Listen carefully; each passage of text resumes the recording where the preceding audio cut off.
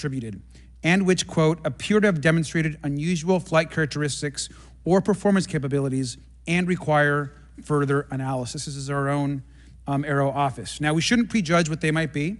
I'm certainly not going to. We need evidence. But what we are detecting things, and we know that we don't understand them, and this is worth investigating. Now, the American people have legitimate questions, and I believe it's critical that Congress should help address them.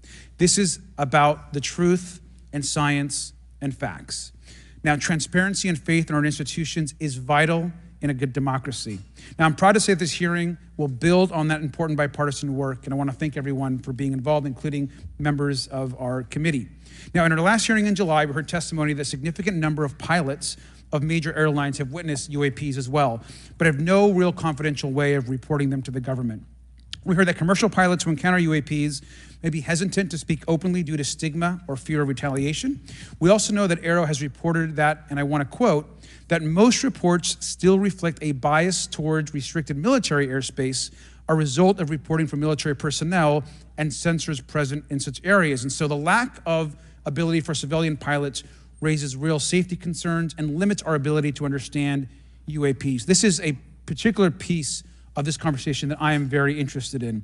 Now, our last hearing inspired us to introduce the Safe Airspace for Americans Act, joined by Chairman Grothwin, Chairwoman Mace, and a bipartisan group of co-sponsors.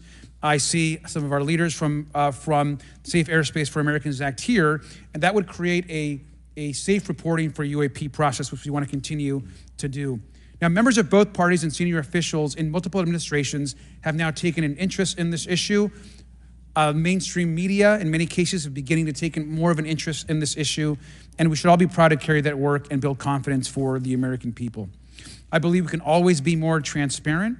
To me, this hearing and others are simply about the truth and getting to the facts of what these UAPs actually are.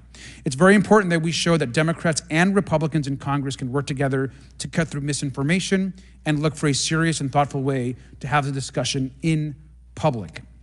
Many of us have also called for additional public hearings to discuss UAPs. This should be a topic that continues on throughout the Congress so that we can gather more information, data, and work with the relevant agencies to gather more information. Finally, I just want to add that those that are here on this dais, many of us have participated also in classified briefings as well, and where we have also gained a lot of important, I think, and interesting information, at least I personally have. And so with that information, we want to continue today's hearing, and I thank all of our witnesses for being here. And with that, I'd like to yield back.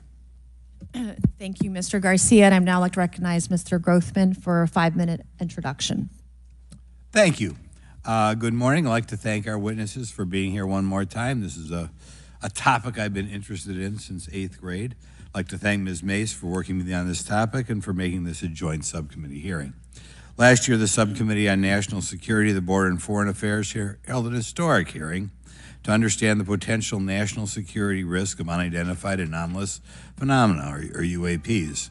We heard from former Navy Commander David Fravor, who shared firsthand experience with a UAP he engaged while on duty in the Pacific. We learned from David Gresh, a former member of the intelligence community, who revealed the supposed existence of secret government programs hidden from congressional oversight. Additionally, former military pilot Ryan Graves informed us of the limited ways in which the military and commercial pilots can report UAP sightings. Since that last hearings, I've led several briefings with government agencies to deepen my understanding with these issues. First, the Department of Defense Inspector General's Office informed us that the Department of Defense does not have a streamlined process for service members to report UAP activity. Since then, the Joint Chiefs have implemented standards for UAP reporting across the services. The Intelligence Community Inspector General informed us that whistleblowers often fear retaliation for reporting mismanagement of highly sensitive government projects or information. Finally, AARO has expressed to the committee that, like any other federal government agency, it's faced challenges in its establishment, specifically in hiring staff to manage UAP historical records and coordinating with other federal agencies. While these agencies have been helpful to us in understanding the challenges that come from collecting UAP data, none of them have been able to substantiate the claims made at this hearing last year by David Grush. Despite our committee members endlessly questioning these agencies inside and outside of a SCIF. I hope our witnesses today will be able to provide evidence and content that is worthwhile to our pursuits of eliminating government waste and increasing transparency. To help alleviate some of the roadblocks, I'm supportive of measures that were included in last year's National Defense Authorization Act to increase transparency and improve record-keeping measures when it comes to UAPs. But I believe there's still more work to go. I co-led the Safe Airspace for Americans Act with Ranking Member Garcia, which requires the Federal Aviation Administration to develop procedures to collect UAP data from civilian aviators.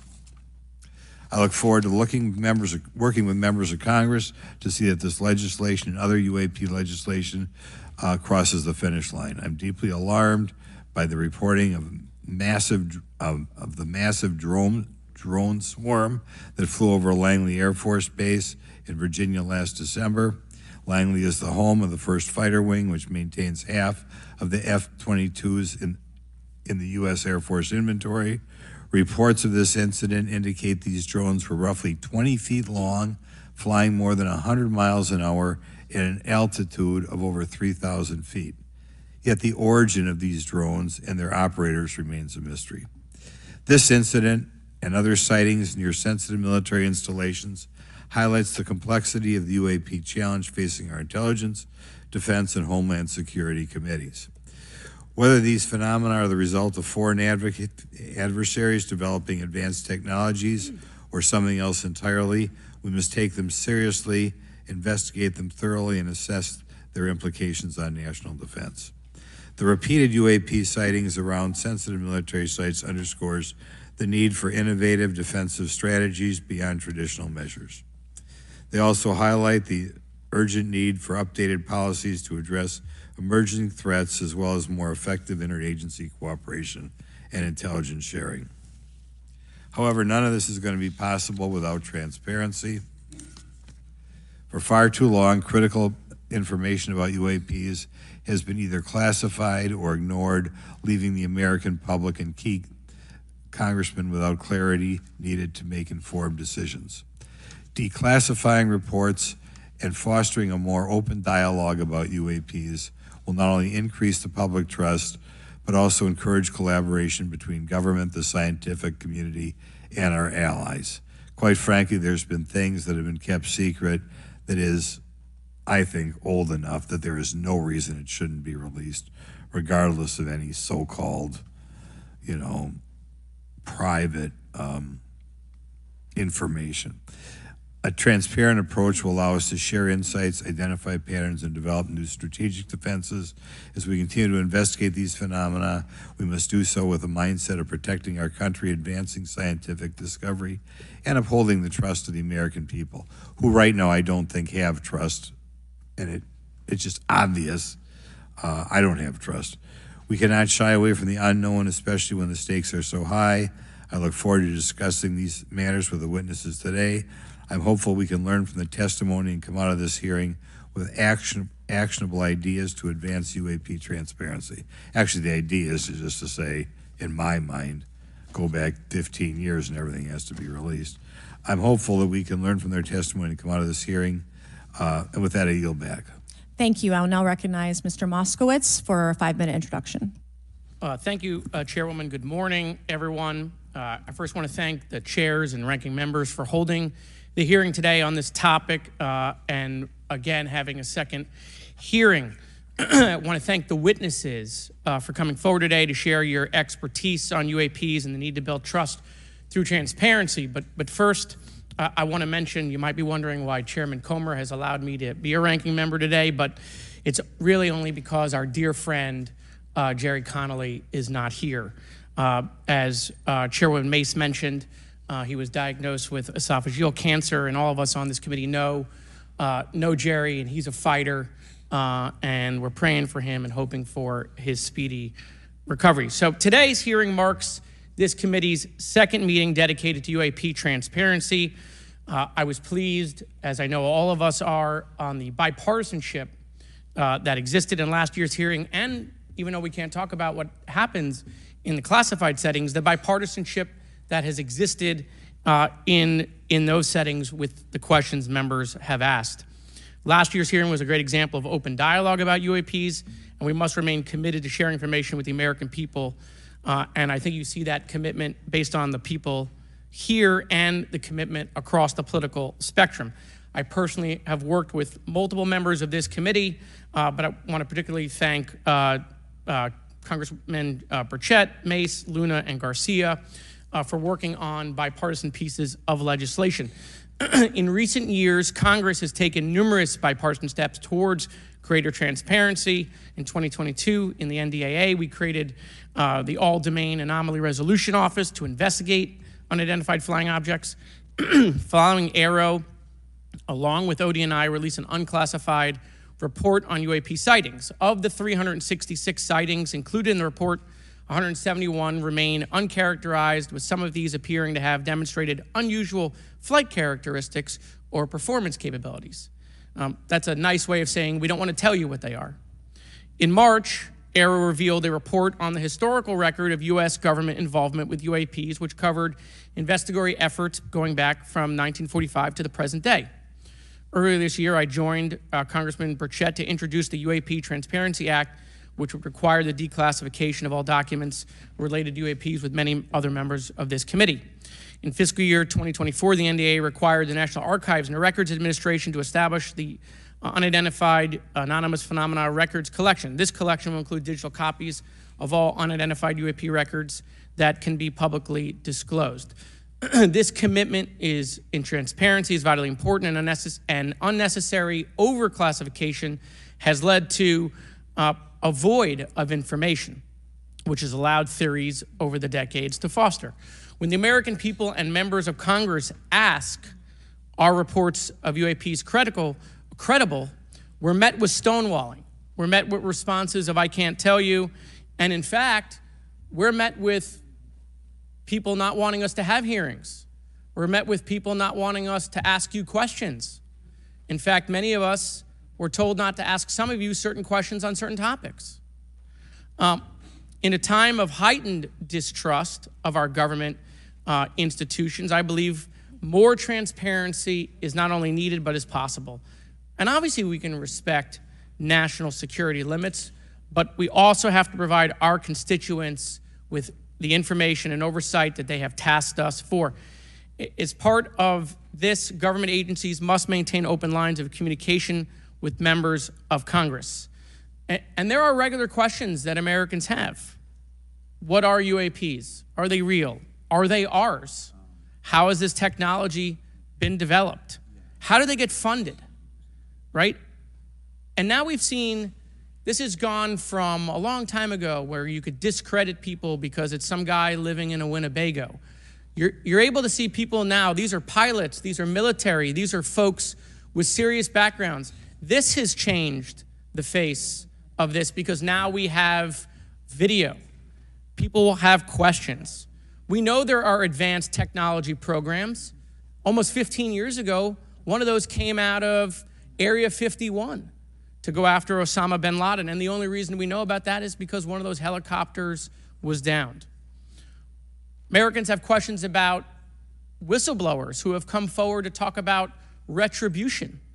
And so I want to thank everyone for being involved today on trying to get more transparency. This has been bipartisan, bicameral, and as we get into a new administration, the president-elect has talked about opportunities to declassify information on UAPs, and I hope he lives up to that promise. And with that, I yield back.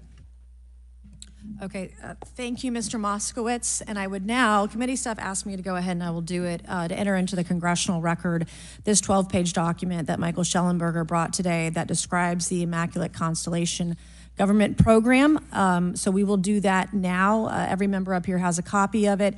The first section talks about the unacknowledged special access program called Immaculate Constellation, and the second section about USG imagery intelligence. And Representative Luna just told me if I say Immaculate Constellation, I'll be on some list, maybe a FISA warrant. So come at me, bro, I guess. But without objection, entered in the record. All right, so next we will introduce our witnesses for today's hearing. Thank you so much for being here. Our first witness is Rear retired Rear Admiral Tim Gallaudet, who retired from the U.S. Navy and is now the Chief Executive Officer at Ocean STL Consulting. Our second witness is Mr. Lou Elizondo, a former Department of Defense official and author of a recent bestseller book about UAPs. Our third witness is Mr. Michael Schellenberger, founder of the newsletter Public and author of a recent journalistic piece about special access programs, including one widely identified as Immaculate Constellation. I swear the staff wants me on a list. Okay. And our last witness today is Mr. Michael Gold, a former NASA official who is also a member of the NASA UAP Independent Study Team. Welcome, everyone. We are pleased to have you today. Pursuant to Committee Rule 9G, the witnesses will please stand and raise your right hands. This is where it gets real. Do you solemnly swear to affirm that the testimony that you are about to give is the truth, the whole truth, and nothing but the truth, so help you God? Let the record show that the witnesses all answered in the affirmative. We appreciate all of you being here today and look forward to your testimony. Let me remind the witnesses that we have read your written statements and they will appear in full in the hearing record. You guys may be seated. Please limit your oral statements to 5 minutes. As a reminder, please press the button in front of you so the microphone is turned on so that everyone in the room, members included, can hear you. When you begin to speak, the light in front of you will turn green. After 4 minutes, the light will turn yellow. When the red light comes on, your 5 minutes has expired, and we would ask that you please wrap it up. So I will first recognize Rear Admiral Gallaudet to please begin your opening remarks. Thank you, Chairwoman Mace, Chairman Grothman, Ranking Members Connolly and Garcia, and members of the committee. Thank you for this opportunity to testify today regarding Unidentified Anomalous Phenomena, or UAP. Confirmation that UAPs are real came to me in January of 2015 when I was serving as the commander of the Navy Meteorology and Oceanography Command. At the time, my personnel were participating in a pre-deployment naval exercise off the U.S. East Coast. It included the USS Theodore Roosevelt Carrier Strike Group, and this exercise was overseen by the United States Fleet Forces Command, led by a 4-star admiral who at the time was also my superior officer. During this exercise, I received an email on the Navy's secure network from the operations officer of U.S. Fleet Forces Command. The email was addressed to all the subordinate commanders, and the subject line read in all capital letters, "Urgent Safety of Flight Issue." The text of the email was brief but alarming, with words to the effect, "If any of you know what these are, tell me ASAP. We are having multiple near mid-air collisions, and if we do not resolve this soon, we are going to have to shut down the exercise." Attached to the email is what is now known as the Go Fast video, captured on the forward-looking infrared sensor of one of the Navy F-A-18 aircraft participating in the exercise. The now declassified video showed an unidentified object exhibiting flight and structural characteristics unlike anything in our arsenal. The implication of the email was clear. The author was asking whether any of the recipients were aware of classified technology demonstrations that could explain these objects.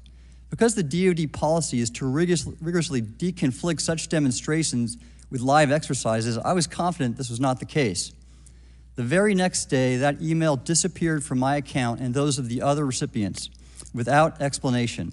Moreover, the commander of Fleet Forces Command and the operations officer never discussed the subject. Even during weekly meetings specifically designed to address issues affecting exercises like the one in which the Theodore Roosevelt Strike Group was participating. This lack of follow-up was very concerning to me. As the Navy's chief meteorologist at the time, I was responsible for reducing safety of flight risks. Yet it appeared to me that no one at the flag officer level was addressing the safety risk posed by UAPs. Instead, pilots were left to mitigate these threats on their own without guidance or support. I concluded that the UAP information must have been classified within a special access program managed by an intelligence agency. That is a compartmented program that even senior officials, including myself, were not read into. Last year's UAP hearing before this Oversight Committee confirmed that UAP-related information is being withheld from senior officials and members of Congress. And just this week, I learned from former DoD official Chris Mellon that satellite imagery of UAP from a few years ago still has not been shared with Congress. Equally concerning, last year's UAP hearing also revealed that elements of the government are engaged in a disinformation campaign to include personal attacks designed to discredit UAP whistleblowers. Having never signed a non-disclosure agreement regarding UAPs, and now as a private citizen, I've become an advocate for greater UAP transparency from the government. The continued overclassification surrounding UAPs has not only hindered our ability to effectively address these phenomena, but has also eroded trust in our institutions. While I applaud previous bipartisan legislation passed by Congress concerning UAPs, a more comprehensive approach is needed to address the broader implication of UAP on public safety and national security, as well as the socioeconomic opportunities that open UAP research could unlock. Therefore, I recommend Congress take the following action, which I believe will receive bipartisan support. First, establish robust oversight of the executive branch's management of UAP information by directing key officials, beginning with the director of the DoD's All-Domain Anomaly Resolution Office, to provide comprehensive briefings on what the government knows about UAP and does not know. Two, enact the provisions of the UAP Disclosure Act that establish a UAP Records Review Board to ensure independent oversight, transparency, and accountability in the government's handling of UAP information. And three, strengthen the UAP Disclosure Act and future reauthorizations with provisions that mandate a whole-of-government approach to addressing UAP. In closing, I will share my personal reasons for speaking out on this topic. First, as a former science agency leader, having led the National Oceanic and Atmospheric Administration, I've always sought the truth in human knowledge and thought. Now that we know UAP are interacting with humanity, and these include unidentified submerged objects in the ocean, we should not turn a blind eye, but instead boldly face this new reality and learn from it. Additionally, at a time when leaders in government leave much to be desired, I feel obligated to show moral leadership on this issue of UAP disclosure by validating the credibility of the courageous men and women who have come out as witnesses and whistleblowers to expose the truth. My speaking out has encouraged others to do the same, and it's my hope over time that a number of your constituents will want to know the truth and about UAP, and this number will increase to such an extent that the congressional action I have just recommended will become inevitable. Thank you, and I look forward to your questions. Thank you. I will now recognize Mr. Elizondo for his opening statement. Greetings, Chairwoman Mace, Chairman Grothman, Ranking Members Connolly and Garcia, and members of the committee. It is my honor and privilege to testify before you on the issue of unidentified anomalous phenomenon, formerly known as UFOs. On behalf of our brave men and women in uniform and across the intelligence community, as well as my fellow Americans who have awaited this day, thank you for your leadership on this important matter. Let me be clear, UAP are real. Advanced technologies not made by our government or any other government are monitoring sensitive military installations around the globe. Furthermore, the U.S. is in possession of UAP technologies, as are some of our adversaries. I believe we are in the midst of a multi-decade secretive arms race, one funded by misallocated taxpayer dollars and hidden from our elected representatives and oversight bodies. For many years, I was entrusted with protecting some of our nation's most sensitive programs. In my last position, I managed a special access program on behalf of the White House and the National Security Council. As such, I appreciate the need to protect certain sensitive intelligence and military information. I consider my oath to protect secrets as sacred, and I will always put the safety of the American people first. With that said, I also understand the consequences of excessive secrecy and stovepiping. Nowhere was this more apparent than in the aftermath of 9/11, which many of us remember all too well. I believe that America's greatness depends on three elements: A, a watchful Congress, B, a responsive executive branch, and C, an informed public. Over the last decade and a half, I learned that certain UAP programs were and are operating without any of these elements. Although much of my government work on the UAP subject still remains classified, excessive secrecy has led to grave misdeeds against loyal civil servants, military personnel, and the public, all to hide the fact that we are not alone in the cosmos. A small cadre within our own government involved in the UAP topic has created a culture of suppression and intimidation that I've personally been victim to, along with many of my former colleagues. This includes unwarranted criminal investigations, harassment, and efforts to destroy one's credibility. Most Americans would be shocked to learn that the Pentagon's very own Public Affairs Office openly employs a professional psychological operations officer as the singular point of contact for any UAP-related inquiries from citizens and the media. This is unacceptable. Many of my former colleagues and I have provided classified testimony to both the Department of Defense and the Intelligence Community Inspector General, and many of us have subsequently been targeted by this cabal with threats to our careers, our security clearances, and even our lives. This is not hyperbole, but a genuine fact, and this is wrong. To fix these problems, I propose 3 principal actions.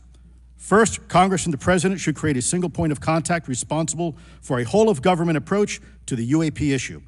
Currently, the White House, CIA, NASA, the Pentagon, Department of Energy, and others play a role, but no one seems to be in charge, leading to unchecked power and corruption. Second, we need a national UAP strategy that will promote transparency and help restore the American public's trust at a time when the public's trust is at an all-time low. This strategy should include a whole-of-government approach, including the academic and scientific communities, the private sector, and our international partners and allies. Third, Congress should create a protected environment so whistleblowers desperate to do the right thing can come forward without fear. As it currently stands, these whistleblowers suffer because of stigma, a code of silence, and concerns about retaliation. These whistleblowers should be encouraged to come forward in ways that protect them against any forms of retaliation. Policies and procedures should ensure that protection, and for those who refuse to cooperate, it is up to the members of this committee and the other lawmakers to wield their subpoena power against hostile witnesses and prevent additional government funding to those UAP efforts that remain hidden from congressional oversight. In closing, we as Americans have never been afraid of a challenge. In fact, we thrive on them, whether it's eradicating polio or going to the moon. We don't run from a challenge, we take it head on. To the incoming administration and Congress, I say to you, we need immediate public transparency, and this hearing is an important step on that journey. If we approach the UAP topic in the same way as we as Americans have met other challenges, we can restore our faith in our government institutions. Together, we can usher in a new era of accountable government and scientific discovery. I believe that we as Americans can handle the truth, and I also believe the world deserves the truth. Thank you, esteemed members of Congress, for your time today. It is profoundly appreciated by many. Thank you. I ask unanimous consent for Representatives Ogles of Tennessee and Boebert of Colorado to be waived onto the subcommittee for today's joint subcommittee hearing for the purpose of asking questions. Without objection, so ordered. I would now like to recognize Mr. Schellenberger for his introductory remarks. Chairwoman Mace, Chairman Grothman, Ranking Member Connolly, Ranking Member Garcia, members of the subcommittees, thank you for inviting my testimony. One of Congress's most important responsibilities is oversight of the executive branch in general and the military and intelligence community in particular.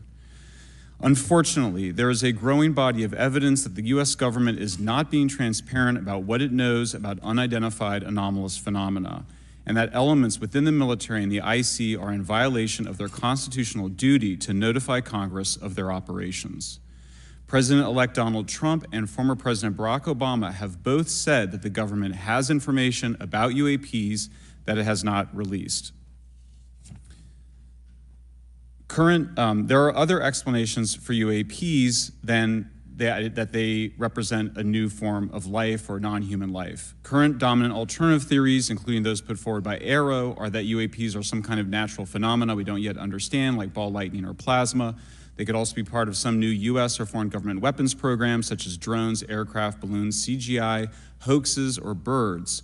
Whatever UAPs are, Congress must be informed, as must the people of the United States. We have a right to know what UAPs are, no matter what they are. However, we now have existing and former U.S. government officials who have told Congress that AARO and the Pentagon have broken the law by not revealing a significant body of information about UAPs, including military intelligence databases that have evidence of their existence as physical craft. One of those individuals is a current or former U.S. government official acting as a UAP whistleblower. This person has written a report. This is the report that says the executive branch has been managing UAP, NHI issues without congressional knowledge, oversight, or authorization for some time, quite possibly decades. Furthermore, these individuals have revealed the name of an active and highly secretive DoD unacknowledged special access program, or USAP. The source of that document told me, that the USAP is a strategic intelligence program that is part of the U.S. military family of long-standing, highly sensitive programs dealing with various aspects of the UAP problem. The new UAP whistleblower claims that the U.S. military and IC database includes videos and images taken using infrared, forward-looking infrared, full-motion video, and still photography. The report that was just shared with Congress says Immaculate Constellation serves as a central or parent USAP that consolidates observations of UAPs by both tasked and untasked collection platforms. Immaculate Constellation includes high-quality imagery intelligence and measurement and signature intelligence of UAPs, the whistleblower's report adds. The sources of this intelligence are a blend of directed and incidental collection capabilities, positioned in low Earth orbit, the upper atmosphere, as well as military and civilian aviation altitudes and maritime environments. The report to Congress details in detail various UAPs, including spheres, orbs, disks, saucers, ovals, triangles, boomerang, arrowhead, and irregular organic. The report describes various incidents found in the human intelligence databases. One involved orbs surrounding and forcing an F-22 out of its patrol area. In another incident, the crew of a Navy aircraft carrier watched a small orange-red sphere rapidly descend from a high altitude of 100 to 200 yards directly above the flight deck of the CVN, or aircraft carrier. And since my reporting on this Immaculate Constellation last month, another source came forward who told me that they saw a roughly 13-minute-long, high-definition, full-color video of a white orb UAP coming out of the ocean approximately 20 miles off the coast of Kuwait. It was filmed from a helicopter. Then halfway through the video, the person said the orb is joined by another orb that briefly comes into the frame from the left before rapidly moving again out of the frame. The person discovered the video on SIPR, the Secure Internet Protocol Router Network, which the DoD uses to transmit classified information. A leading UAP researcher who utilizes the Freedom of Information Act to find out what the government knows, John Greenwald, told me last year that the US government had been increasingly denying his requests for UAP information. He has been doing FOIA requests for 27 years and has an archive of 3 million pages. The government has for decades denied any interest in UFOs, he told me, but the documents that he has assembled show that behind the scenes, it was a completely different story. Contrary to the hopes of many advocates of transparency, the government has been restricting more information since the leak of 3 UAP videos in 2017. The DoD organization AARO has been labeling many documents with a B7 exemption, which Greenwald says does not make any sense. They're stating that anything AARO does is involved in law enforcement investigation, which allows AARO to not release it. Greenwald says that the DoD has denied the existence of a UAP and ATIP-related records on multiple occasions, only to acknowledge them after an appeal was filed. He added that the Naval Air Systems Command in March 2022 stated they found no additional UAP videos. It seems strange that they had 3 and only those 3, but other requests had been filed by the Black Vault, that's John Greenwald's group, to seek out more places UAPs might be hiding. Then in September 2022, the Navy admitted that the UAP-related videos and photographs existed, but denied the request in full for their release, saying that the requested videos contain sensitive information that are classified and exempt from disclosure. The DoD will deny things on a Monday and then admit to it on a Friday, said Greenwald. He said the government can and does release videos that protect secret methods of capturing it. They fall back on the sensitive platform excuse a lot, he said. However, the on-screen information can be blurred and scrubbed. The metadata can be removed. I'll show you this example here. This is a presentation from the UATP task force. This is completely absurd. It's nuts, this level of censorship, of redaction on a document. It shows the redaction of how many reports they've collected, for how many years. 2 of the 3 potential explanations are blacked out. The Pentagon, the intelligence community is treating us like children. It's time for us to know the truth about this. I think that we can handle it. Thank you very much. Thank you. I would now like to recognize Mr. Gold for 5 minutes. Thank you, Chairwoman Mace, Chairman Grothman, Ranking Members Connolly and Garcia, Representative Moskowitz, and distinguished members of both subcommittees.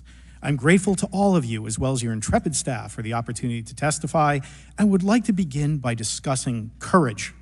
Courage is what it takes to tackle this topic, and courage in the face of adversity is what I see in front of me, beside me, and behind me.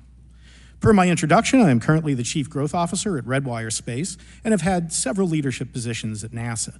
That being said, I want to be clear that I am speaking exclusively on my own behalf and not for Redwire, NASA, or any other organization. However, I am here today to speak out for science. Science requires data, which should be collected without bias or prejudice. Yet, whenever the topic of UAP arises, those who wish to explore the phenomena are often confronted with resistance and ridicule. For example, members of the NASA UAP Independent Study Team, particularly those in academia, were mocked and even threatened for simply having the temerity to engage in the study of UAP. Our best tool for unlocking the mystery of UAP is science, but we cannot conduct a proper inquiry if the stigma is so overwhelming that just daring to be part of a NASA research team elicits such a vitriolic response. Therefore, one of the most important actions that can be taken relative to exposing the truth of UAP is to combat the stigma. And this is where I believe that NASA can be eminently helpful. The NASA brand is synonymous with hope, optimism, and credibility. If you were to take a walk down the National Mall, you would immediately see the NASA logo on t-shirts, hats, and bumper stickers. Few federal agencies enjoy this kind of popularity.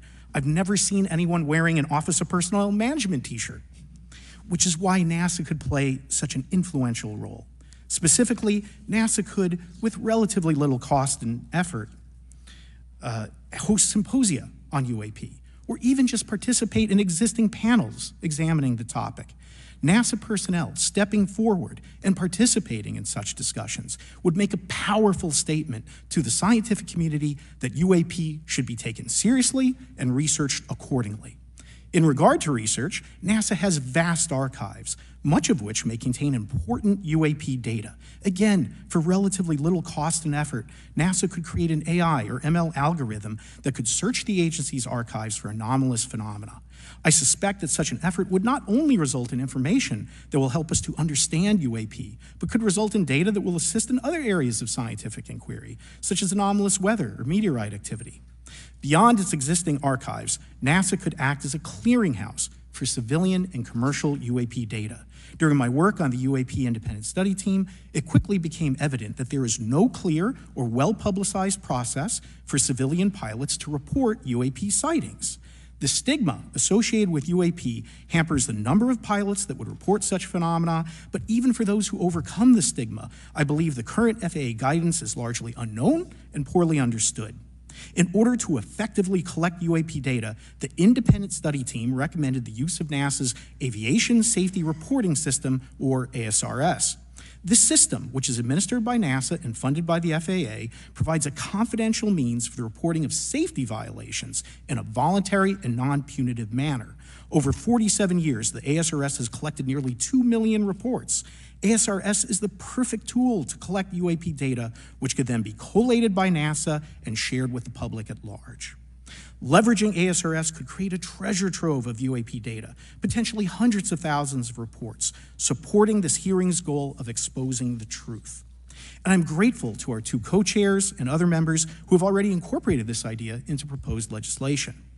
At this hearing, and as others have demonstrated, the UAP issue is justifiably dominated by national security and defense. However, I would urge the subcommittees to keep in mind the numerous ways that NASA and the FAA, as well as commercial activities in the air, in space, and in the water, can generate a massive amount of invaluable data on anomalous phenomena. I cannot help but be excited by the potential for such an endeavor, since scientific discovery is driven by anomalies. It's the existence and study of anomalies that led to the theory of relativity, quantum mechanics, and nearly all of humanity's scientific breakthroughs. This is why the study of UAPs should be embraced, since whatever is occurring, the chance to garner new knowledge should never be ignored. We must be thorough in collecting information, fearless in making conclusions, and open to following the data, no matter how mundane or extraordinary the results may be. I began this testimony by praising the Joint Subcommittee members for their courage, and I will end by echoing that sentiment. As the saying goes, the truth is out there. We just need to be bold enough and brave enough to face it. Thank you. Thank you. Thank you all. I will now recognize myself for 5 minutes of questioning. I have a lot of questions, and I have a lot of witnesses. So I would just ask, if it's yes or no, to please just tell me yes or no. If it requires more than that, be very succinct, because I would like to go down the line and ask as many questions as possible. So for the Admiral this morning first, former DOD official Chris Mellon reached out to you about satellite imagery from 2017 that depicts a UAP. What were the dates in 2017 when this occurred? I can't share with you the details, ma'am, but I can do it in a closed setting, and I can also tell you the agency that wrote a report on it. Okay, so who has the imagery? I can tell you that in a closed setting. Can you describe what was depicted in the satellite imagery? Just a description. It was a UAP, ma'am. That's it? No other description? The term that the analysts used, they called it the button. It was a disc-shaped object. Okay, where was it? I can't tell you that, ma'am.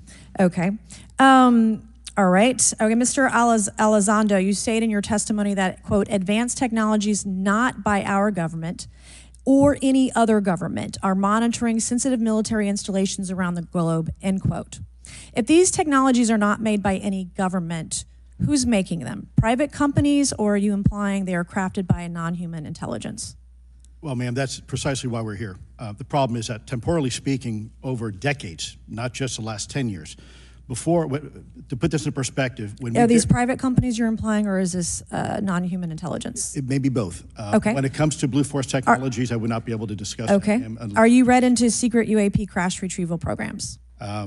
We would have to have a conversation in a closed session, ma'am. I signed documentation 3 years ago that restricts my ability to discuss specifically crash retrievals. I submitted for my book through the DOPSR process, which took a year for it to be reviewed. And what is in the book is what I was told I'm allowed to talk about. Has the government conducted secret UAP crash retrieval programs, yes or no? Yes.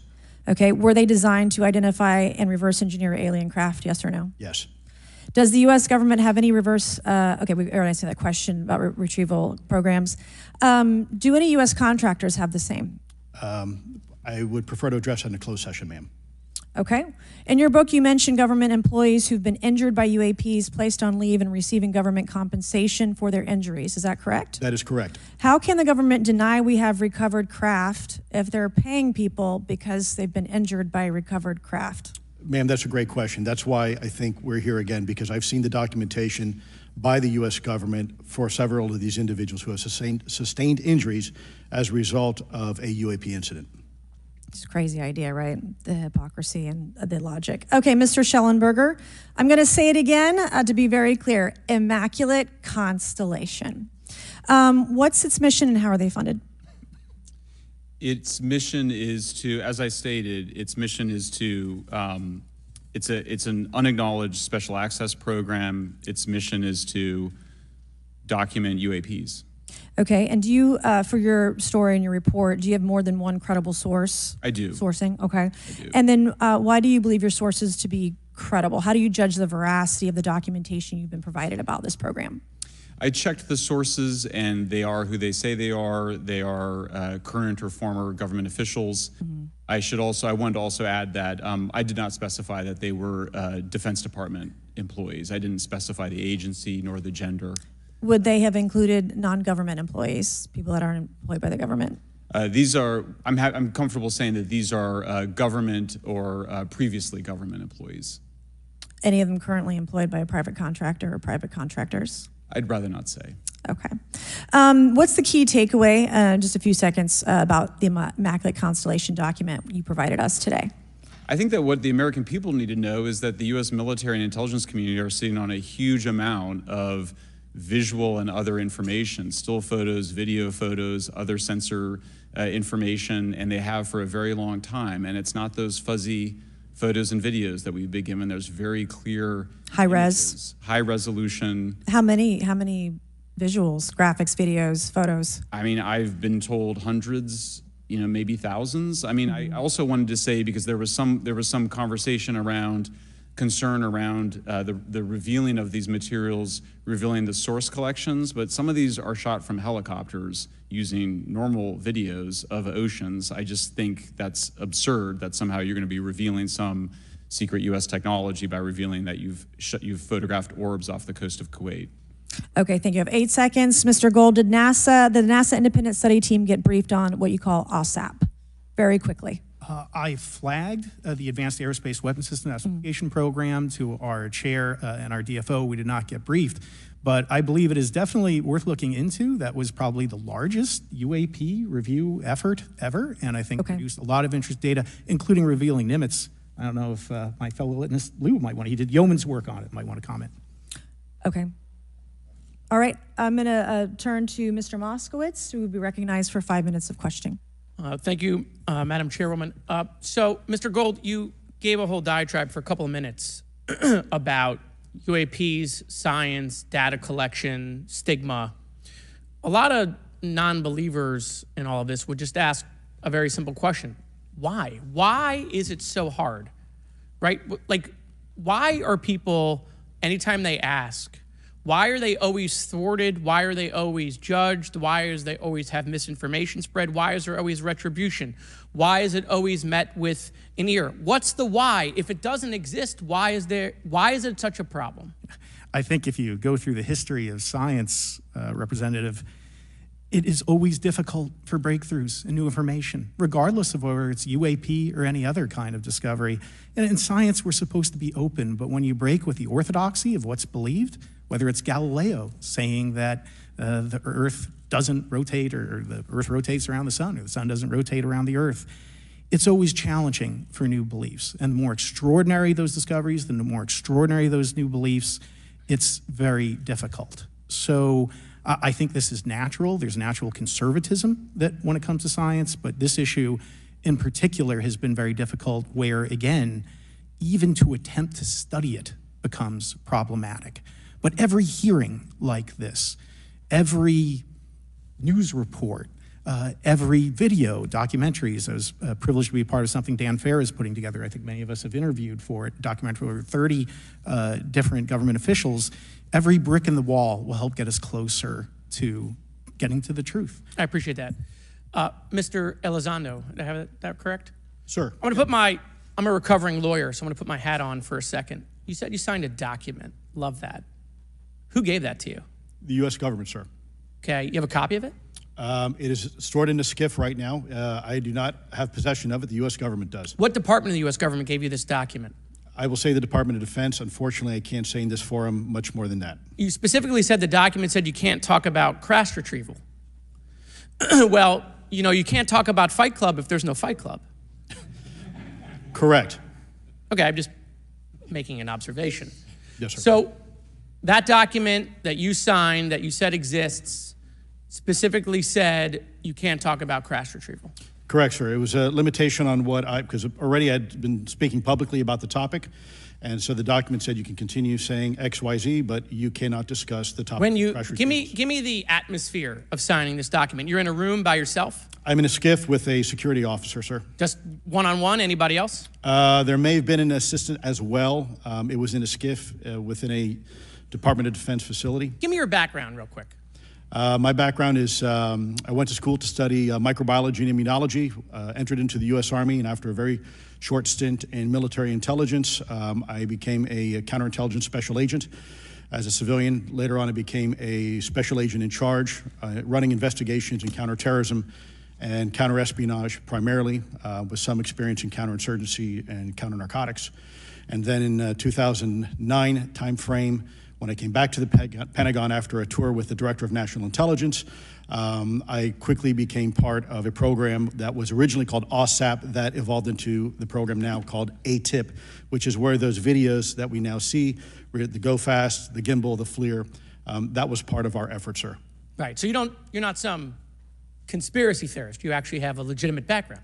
Well, sir, I'm certainly not a conspiracy theorist. I'm fact-based, just a fact. So when you're in this room, I want to paint the picture of everybody. You're in this room, you're by yourself, you're in a SCIF, you're handed a document. How long is the document? It's about a page front and back. So basically you have some things they call trigraphs, which I cannot, again, talk to. How long were you given to sign the document? As long as I needed, sir. What if you didn't sign it? Well, I suspect there'd be repercussions. I wouldn't have access to certain information. Were you allowed to ask a lawyer, or weren't allowed to ask for a lawyer to review the document? It wasn't an option, but they probably wouldn't have allowed me to, because the document itself is pretty explicit about you have to be, wait, you're putting me in an interest. Let me try to thread the needle here. There are certain documents that we have in the U.S. government that allow people to have access to certain programs. Whether it's a special, and I'm going to be very generic here, whether it's a special access program or a controlled access program, SAP, CAP, whatnot. How many people have to sign that document? It depends how many people are going to get access to the information, sir. Okay. Last question. Doctor, real quick, can you tell us about the Omaha incident in greater detail? I've read your background, right? Some people would label you as a member of the deep state. since you worked in government for a long period of time. But can you tell us more about that incident? You've written a lot about that. I wrote a lot about incidents like it, Congressman, but that specific incident involved the USS Omaha, the littoral combat ship of the U.S. Navy operating off Southern California. I don't remember the exact date. It was within the last decade. And what the watchstanders on the bridge observed was a UAP, again, something that was aloft but had no observable exhaust or control surfaces. So it was something that couldn't be explained. And then they saw it enter the water from the atmosphere and going through the air-sea interface, and so thus exhibiting trans-medium travel. Thank you. I yield back. Thank you. I'll now recognize Mr. Grothman for 5 minutes of questioning. Yeah, we'll start with Mr. Gallaudet. During a previous UAP hearing, Navy Commander David Fravor discussed the TikTok object engaged in 2004. Are you familiar with the incident, the TikTok incident? Yes, sir. And that's almost 20 years ago, right? Yes, sir.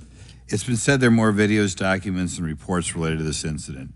Do you believe the information regarding the TikTok incident should be available to all members of Congress? And in your expertise, what reason would the Department of Defense possibly have for not releasing information that's over 20 years old? Thank you, Congressman. I don't think there's any good reason to withhold information and important data, especially of national security concern, from Congress. What would they say? I will speculate, sir, that they don't want to share that kind of information because it reveals weaknesses in our ability to monitor and protect our airspace. Okay. In your written testimony, you claim last year's UAP hearing before this Oversight Committee confirmed that UAP-related information is, well, it's not only being withheld, but that elements of the government are engaging in a disinformation campaign to include personal attacks designed to discredit UAP whistleblowers. Could you elaborate on that statement a little? Yes, sir. Earlier this year, I met with the DoD's All-Domain Anomaly Resolution Office, and what I thought would be a 90-minute meeting just to meet with leadership turned out to be an hours-long influence operation on me, where they attempted to convince me of the validity of the very flawed and error-ridden historical records report. In addition, they tried to have me question very valid UAP reports like the Tic Tac incident, and even coming to stating possibly that the Tic Tac was American technology. And then, of course, if you ask David Fravor or Alex Dietrich, the two witnesses, they were convinced it was otherwise. And then, and they also cast discredit on various UAP whistleblowers and witnesses to question their validity and credibility as witnesses. Okay. We'll go to Mr. Elizondo. Hope I got that right, or not at least Close not enough, that right. You're familiar with the recent drone incursion over Langley Air Force Base? Yes, sir. The owners of these drones remain unclear. The U.S. military has not been able to give us in Congress an answer. Given your experience with the Department of Defense and the intelligence community, how frequently are UAP sightings over military installations? And secondly, I suppose hypothetically you could have incursions over just, say, regular airports. Is it obvious these incursions are more likely over military facilities than just a random airport out there? Yes, sir. There's definitely enough data to suggest that there is certainly some sort of relationship between sensitive U.S. military installations, also some of our nuclear equities, and also some of our Department of Energy sites. There is a long historical record that some of your colleagues may have, documentation that demonstrates this. This is not a new trend. This has been going on for decades, and that information's been obfuscated, unfortunately, from folks like you in this committee. And I think that's problematic because ultimately, at the end of the day, we have a significant situation here. We have something that can enter into U.S. airspace completely with no attribution. And how long has this been going on? Sir, decades. And there's information that will hopefully be entered into the record. Can you think of any possible reason why they can't release any information they have on something, say, 15 or 20 years old? Sir, if I could echo my colleague here, Admiral Gallaudet, I think one of the big issues that we have in the intelligence community, Department of Defense, is we don't want to broadcast any potential vulnerabilities or weaknesses in our national defense systems or on intelligence collection platforms. Therefore, when you have a conversation where you address a problem for which there is no solution, it makes that a very uncomfortable conversation to have. Okay, we'll switch to Mr. Schellenberger. The primary reason you're here today is because you published an article on the news publication that you own called Public, right? Alleging that a new unnamed government whistleblower has come forward asserting that a highly classified program exists dedicated to recovery and reverse engineering of UAP technologies. Can you give us what specific evidence you have or that your source provided you to substantiate the claims about the existence of the Immaculate Constellation program? Well, you have the report in front of you now, so you can see it for yourself. I checked the report, and I did not find it based on existing cases. It was new cases for me. I hadn't found anybody. So that answered for me that it was not obviously circular reporting, which is one of the big concerns in this space. I also had the name of the program confirmed by more than one additional source. So yeah, and then of course I checked to make sure that the source was who they claimed to be. Okay. I should also say that when I said before it was this database, it is a much broader program than that. It also includes human intelligence, and then as you mentioned, the retrieval and the reversal. Any knowledge of what country these things originated in? No, I have no idea. Okay. Okay, I will now recognize Mr. Burchett for 5 minutes of questions. Thank you, Chair Lady. I request unanimous consent to enter into the record documents provided to us regarding legacy UAP programs and psychological operations. Lou Elizondo. So ordered. I also want to thank my buddy Jeremy Corbell for providing us documents and access to some whistleblowers. Mr. Elizondo, what is your last position with the federal government? Sir, I was the Director of National Program Special Management Staff managing a White House Special Access Program on behalf of the National Security Council. How would you characterize UAPs? An enigma, sir, and a frustration. We're talking about technologies that can outperform anything we have in our inventory. And if this was an adversarial technology, this would be an intelligence failure eclipsing that of 9/11 by an order of magnitude. Are there classified Department of Defense materials related to UAPs that you believe could be safely disclosed to the public without compromising national security? Yes, sir, I do. I would never, ever try to endorse providing some sort of information that could compromise what we call a Blue Force technology or capability. But I do believe there's a lot of information regarding this topic, and I've been very vocal about it, that should be shared not only with the public, but most importantly, with members of Congress. Are you familiar with my friend David Grush? Absolutely, sir. I had the privilege and honor of working with him myself several years ago at U.S. Space Force. Last year, as you know, he testified that the U.S. has run a multi-decade UAP crash retrieval and reverse engineering program. Would you agree with that? Yes, sir. Are there UAP programs operating without proper congressional oversight? 100%. What are they? Unfortunately, sir, I would have to have that conversation in a closed session. I know you said that. A lot of people are frustrated with those kind of answers, but we're asking those kind of questions so you all know what the heck we're up against. You also mentioned in your opening statement that the Pentagon's Public Affairs Office employs a psychological operations officer as the singular point of contact for UAP-related inquiries. Why the heck would they do that? Sir, that's a great question. I would ask the Pentagon. There's a long history here of that individual providing misleading and false information to the public through various news outlets and media outlets in order to discredit this topic. I've personally been victim to it. We have the documentation to substantiate where this information has been absolutely inaccurate, that has been provided time and time again, and it turns out that that individual was also working with former leadership of Aero at the time as well. And we punish them by giving them multi-million dollars more than they ask for every year. Admiral Gallaudet, you mentioned in your opening statement on an email you received from the operations officer of the Fleet Forces Command regarding unknown objects almost colliding with U.S. military planes. Did anyone respond with knowledge of what the objects were? I received no response, sir. Did the exercise get canceled? The exercise did not get canceled. Why do you think the commander of Fleet Forces operations officer never discussed the incident again? Sir, I'm speculating because I didn't have an exchange with him, but I believed it to be part of a special access program, the information and the video, which we have known now it was, and he realized he couldn't share that openly with the recipients of the email, and therefore the email was pulled from everybody's account. Again, tell us what happened to the email from the commander of fleet forces. The day after I received it, and all the other recipients received it, which were all the subordinate commanders of U.S. Fleet Forces, so 1- and 2-star admirals, including strike group commanders, the email was wiped or deleted from our accounts, Okay. and then no one talked about it. All right.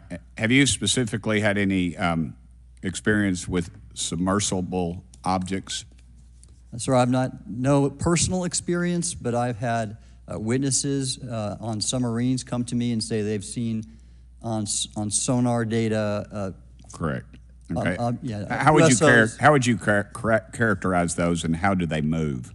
The one instance that was revealed to me was in the 80s on a nuclear-powered submarine, a ballistic missile submarine, that the object exhibited the characteristics of a Russian torpedo in terms of its speed of movement and closing rate with the submarine, and then it slowed and followed the submarine slowly in its wake for a period of minutes, and then rapidly exited the scene. And nothing that we know of and technology-wise could replicate that. And the speed of these objects was faster than anything that we have or anybody else has that would be manned. Is that correct?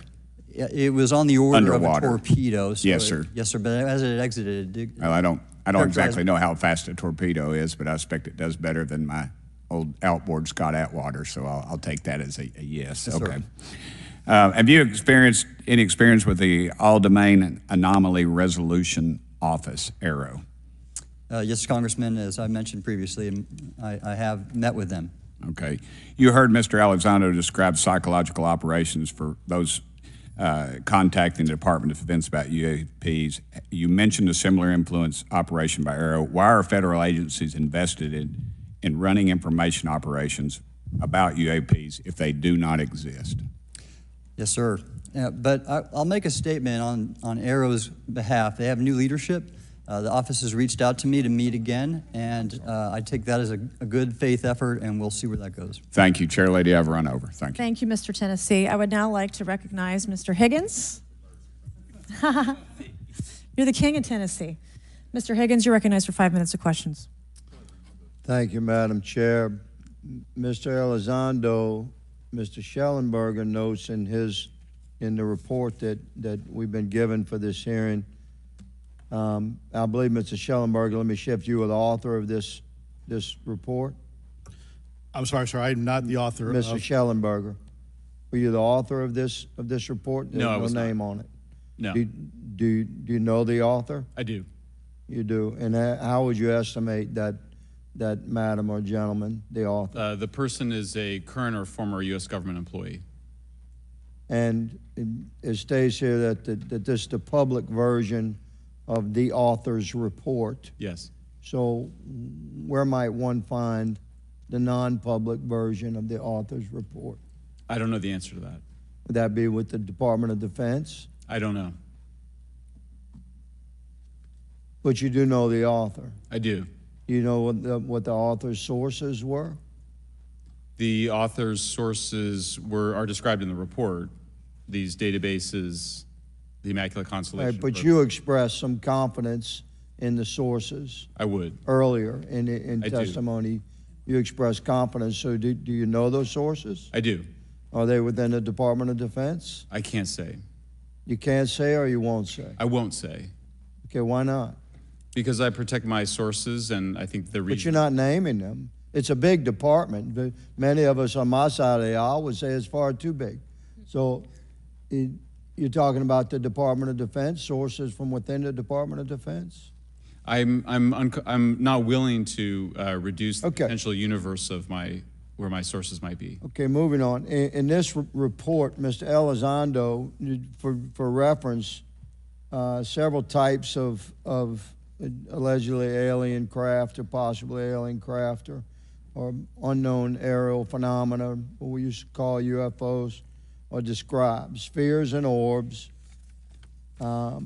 discs and saucers, oval or tic-tac, triangular shape, boomerang and arrowhead, and irregular or organic. Mr. Elizondo, does that summarize to you the types of craft that we're discussing today? Sir, that is a general morphology, historically speaking, of many UAP. So those descriptions are very different craft. Is it your assessment that they would come of different origins? It's possible, but it's also could be in sense a matter of utility. And let me just state for the record, I never read the report that or the article that Mr. Schellenberger put out. The reason That's a good point. We're just referencing it. Yes, sir. For descriptive purposes for the American people.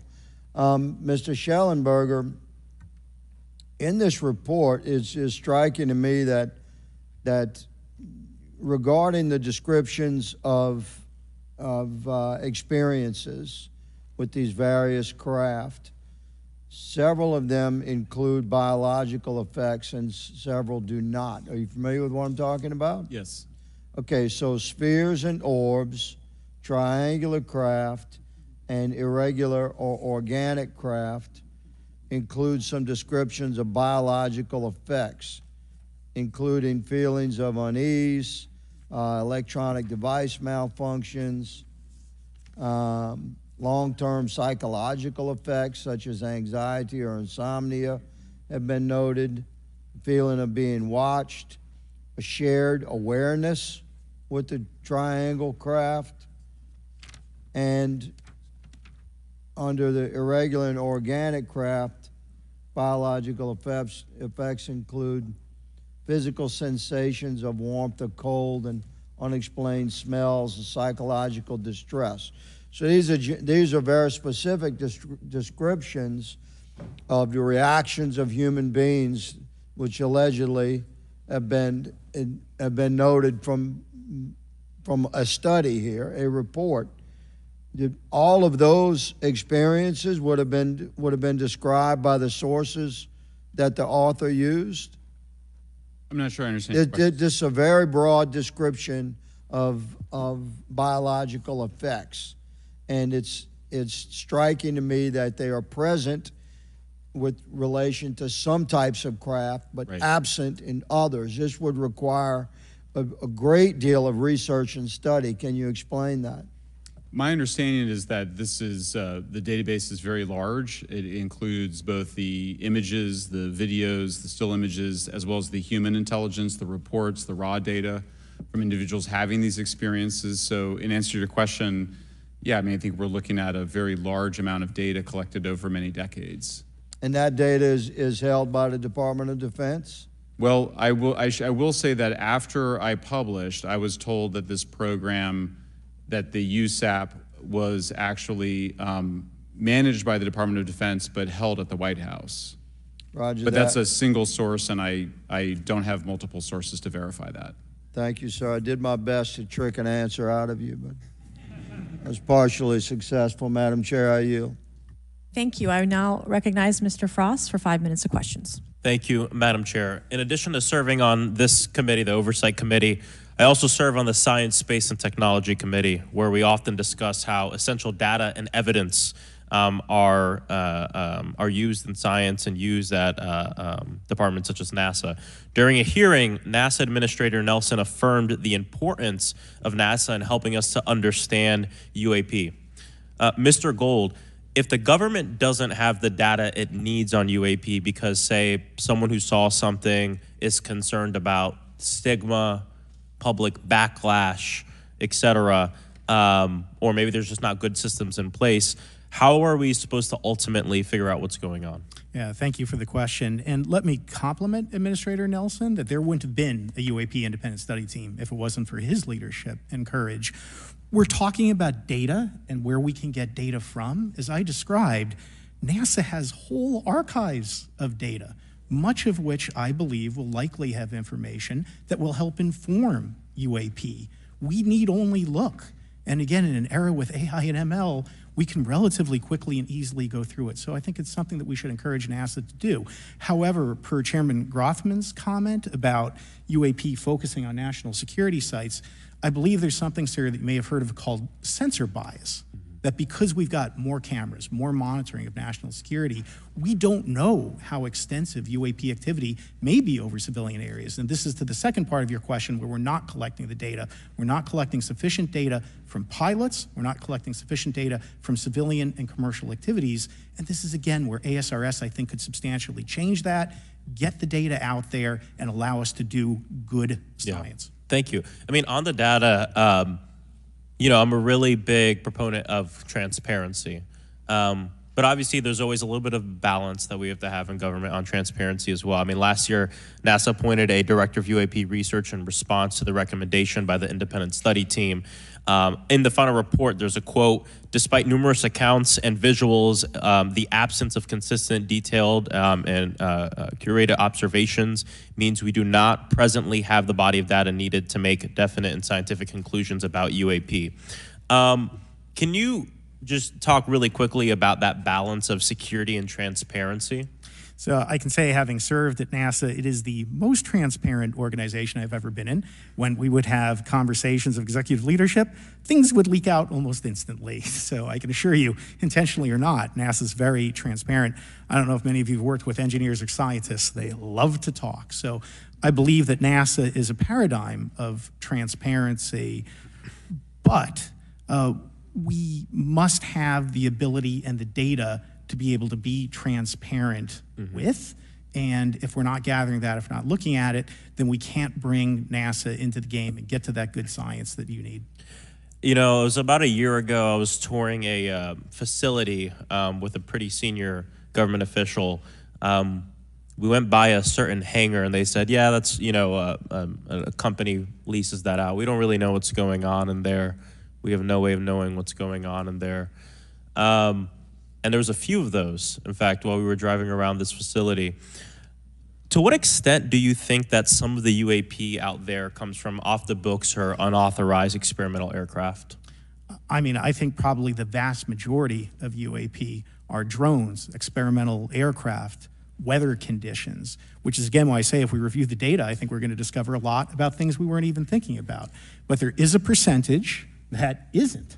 And looking into those anomalies is how discoveries will be made. And relative to science, Congressman, if I can say, when NASA studies black holes, when NASA studies galaxies, we have instruments that are tailored to do so.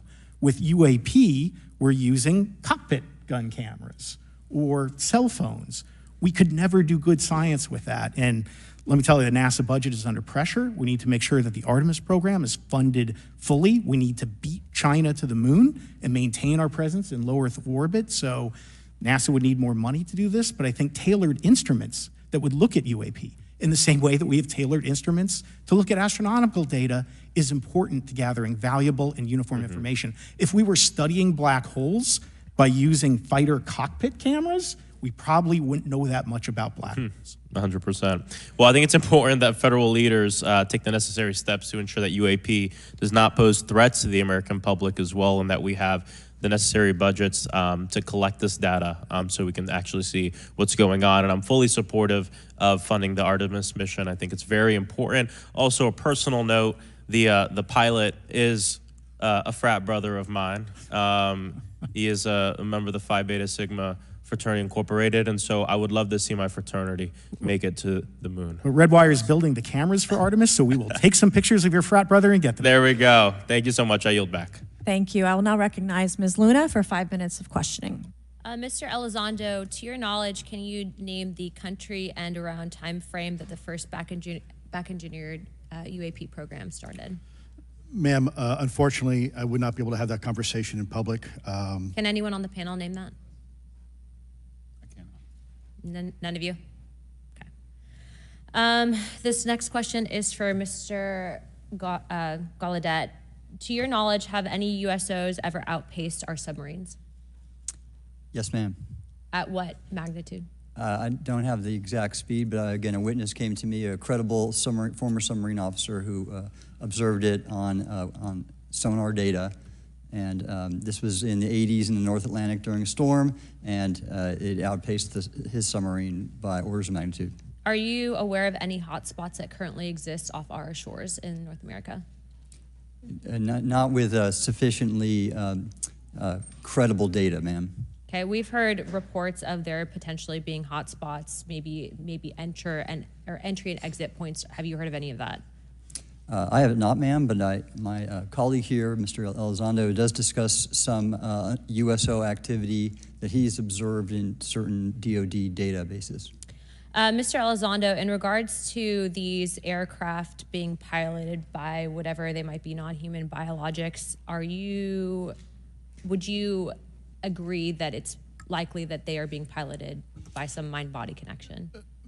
Ma'am, I think it is safe to presume here that they are being intelligently controlled because some cases seem to anticipate our maneuvers, and in other cases they seem to, I came across an email where the word stalked was used in a very secure email between Navy officers discussing their ships being pursued by a UAP.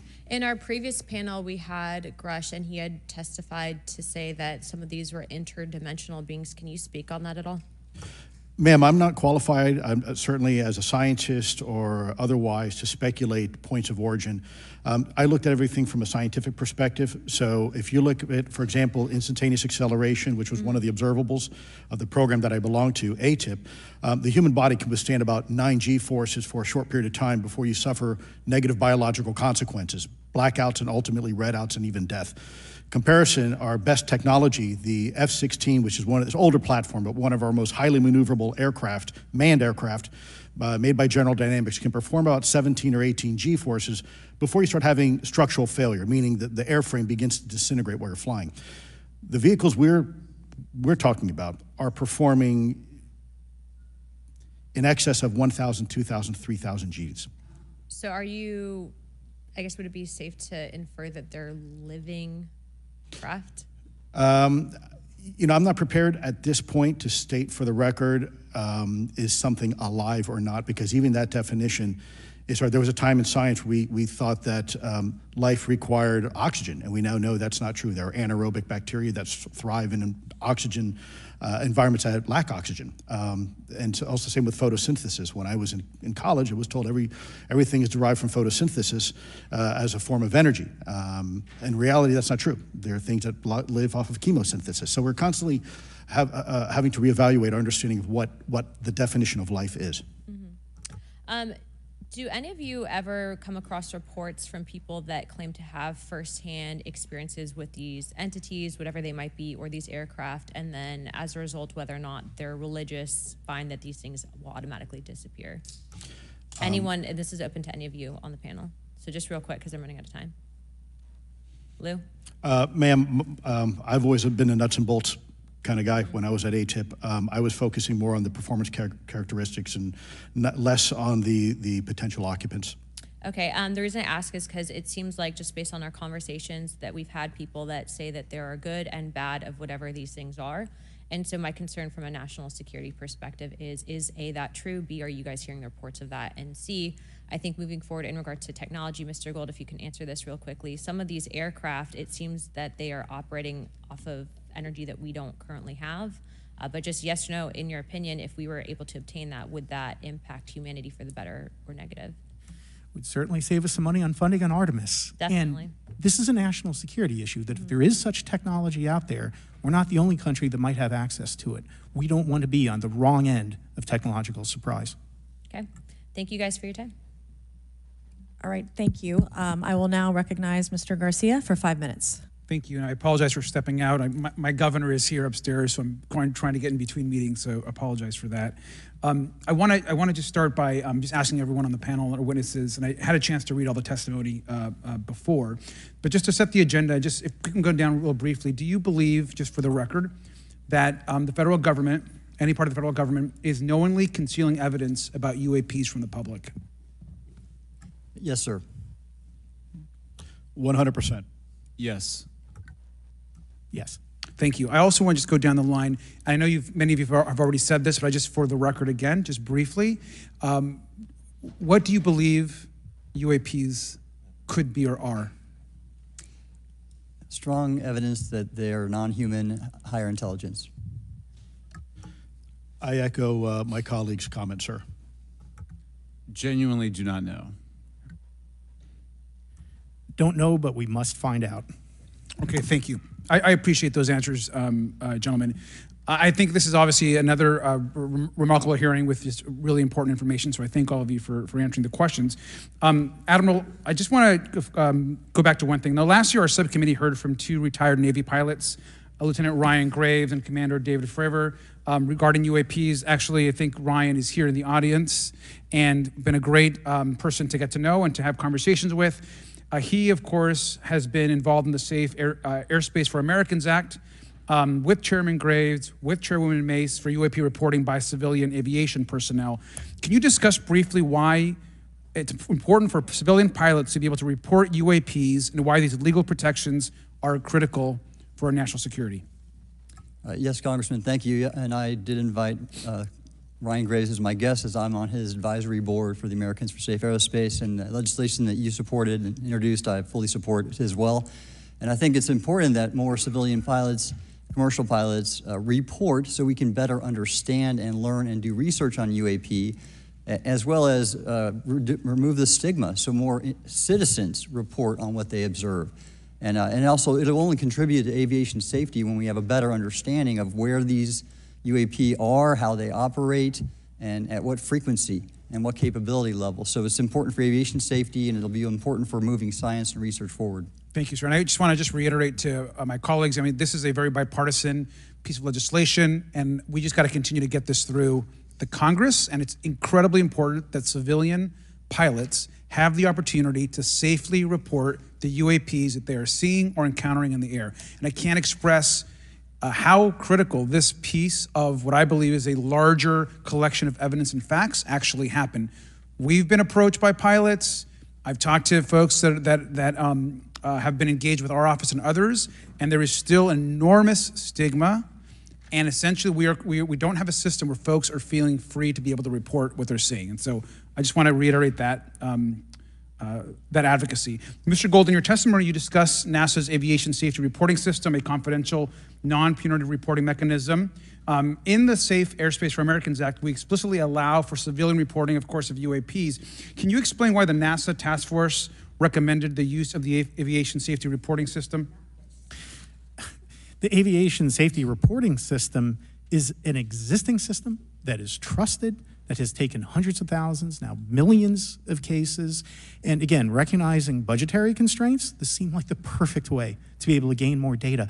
And when it comes to the stigma, sir, it's something that pilots are used to reporting on, that crew is used to reporting on. So it's a great way to get data, to overcome the stigma without spending really that much more additional money since the system exists. Thank you so much for your support of that. Thank you for what Ryan Graves does. This is a common sense means to expose the truth of UAP for the purpose of this hearing. Thank you. And I just want to also add, now earlier this year, as part of the House Defense Authorization Bill, the NDAA, I had filed an amendment to include the UAP Disclosure Act, which would create a UAP Records Review Board and exercise of eminent domain over UAP-related material, modeled actually on the JFK Assassination Records Collection Act, which is widely known. Now, the amendment was blocked, but thankfully the Senate included the amendment by Senator Rounds and Schumer for the UAP Disclosure Act. So I just again want to say that we should be pushing and ensuring the UAP Disclosure Act, which is bipartisan in its support, should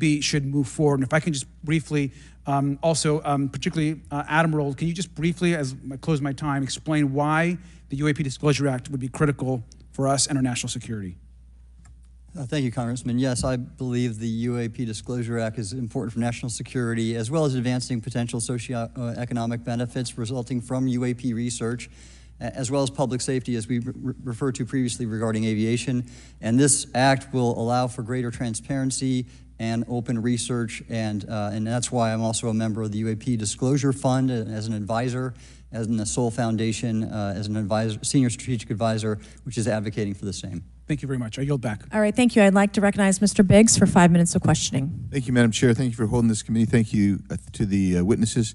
Admiral, the video that is called the Go Fast video, the email that you've talked about being deleted, I just want to briefly cover this. You said that the email, the author was asking whether any of the recipients were aware of the classified technology demonstrations that it could explain the objects that were observed. and then you said the email disappears. Then you guys have a series of meetings. The commander of fleet forces and his operations officer never discussed the incident again. Is that right? Is that accurate? That's accurate, sir. And even during weekly meetings, it was never discussed again. My question for you is, you were in those meetings. Did you personally hear that nothing was going on about that? Yes, sir. I was in those meetings, and did you make inquiries about that? No, I did not, sir, because I inferred, since I had been read into other special access programs, that this UAP video was part of one that I was not read into, or any of the recipients, or the author of the email, and that an intelligence agency basically pulled it back and instructed the author of the email, hey, this is, you just conducted what they call spillage into a lower classification level, and when that's done, the procedures are basically to remove any of the communication. You're going to silo it. So, and you, Mr. Elizondo, you said in your report and your testimony today, a government work on the UAP subject still remains classified. Excessive secrecies led to grave misdeeds against loyal civil servants, military personnel, and the public, all to hide the fact that we are not alone in the cosmos. Fair? Yes, sir. All right, and all of you, and Mr. Schellenberger, by the way, I've read several of your books, Mr. Schellenberger, excellent stuff. Thank you. What I would say, too, is you were asked about the veracity of the author of this report. You comfortable with the veracity? Yes. Okay. And then, and I'll get to you in a second, Mr. Gold. We'll talk about Kunian and Lakatoshan scientific advancement and how we're obviating that through these processes. But we'll get to that in a sec. Because what I want to really get to is the ultimate question it really becomes this. For what purpose is the federal government overclassifying, because that's what they're doing, they're overclassifying, and forbidding the public for getting access to this? And if you know, if you have an explanation, I'm curious, because I know what I've been told. I just want to know from your perspective, why do they overclassify? Mr. Elizondo, you look like your finger on the button ready to go. Yes, sir. Forgive me. I think there's several reasons. I think at the time when this reality became evident to the U.S. government, we were in the middle of the Cold War with then Soviet Union, and we did not want to tip our hands to what our knowledge base was on this topic. We did not want to broadcast that to Cold War's long over. It is, sir. It is, sir. There's also then the philosophical argument that the Department of Defense and the intelligence community is solution-oriented. And when you don't have answers, it's a really tough spot to be in. It's easier to be quiet and suppressed than if you don't have the answer. Indeed, sir. In fact, there's a very real example when we built the U-2 spy plane and flew it over then Russia, and we're taking reconnaissance. And when we first started flying the aircraft, it flew so high and so fast we thought they weren't tracking us. In reality, they were tracking every flight. It wasn't until the Russians could develop the SA-2 surface-to-air missile and successfully shoot them down. I would suggest to you also, along with Lakatos and Kuhn, you also have a problem with Kenneth Arrow's path dependence or increasing returns. That's one reason why they won't disclose it. It's too painful to admit. But I just want to read a couple things from Mr. Schellenberger's what he gave to us today, because I think this is interesting stuff, and I just want to convey this to you. On USG networks, there exists infrared footage of and imagery of a grouping of vessels engaged in SIGINT and mass collection at night in a specific area of the Pacific Ocean. This footage, which was in close proximity to the vessels, a large equilateral triangle UAP suddenly appears directly over the ships. These three bright points are seen at each bottom corner of the UAP, which is observed to slowly rotate on its horizontal axis. And he goes on to describe that. And I just want to read one more, and I'm doing this because I think it's interesting. This stuff is interesting as anything. So let's get this one here, right here. While performing a routine airspace surveillance and control mission in the Eastern Air Defense Sector, an F-22 fighter observed multiple UAP contacts at mission altitude. Moving to intercept, the F-22 pilot noted multiple metallic orbs slightly smaller than a sedan hovering in place. Upon vectoring towards the UAPs, a smaller formation of the metallic orbs accelerated at rapid speed towards the F-22, which was unable to establish radar locks on the presumed hostile UAPs. The F-22 broke trajectory and attempted to evade, but was intercepted and boxed in by approximately 3 to 6 UAPs. And then I'll leave that there, but because I just have no more time left. Well, she's not looking. So let's just get into, let's get into part of this. I thought I would be saved by the bell. No. Let's talk about Kuhnian, Lakatoshian type of scientific development. And the problem that we have here is you have institutional blockage of what would be normal development of scientific ideas. And if you want to expand on Mr. Gold. We're over time, so be very fast, please.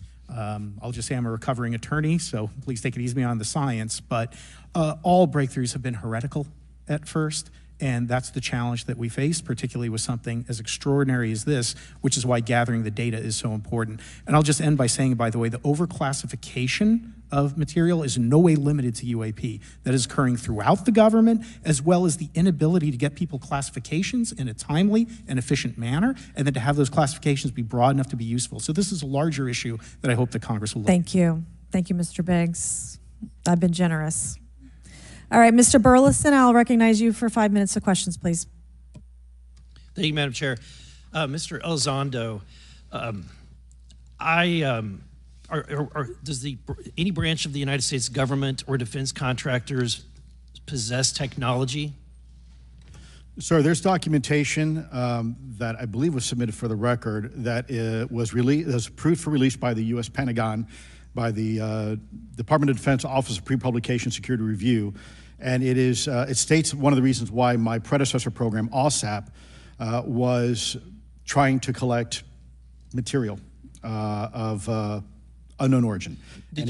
Was it successfully collected? It was not. What happened is that there was an aerospace contract company that requested to divest itself of the material that was collected in the 1950s. Right. Unfortunately, that didn't actually occur. So let's dive into that. That's the Bigelow Aerospace, correct?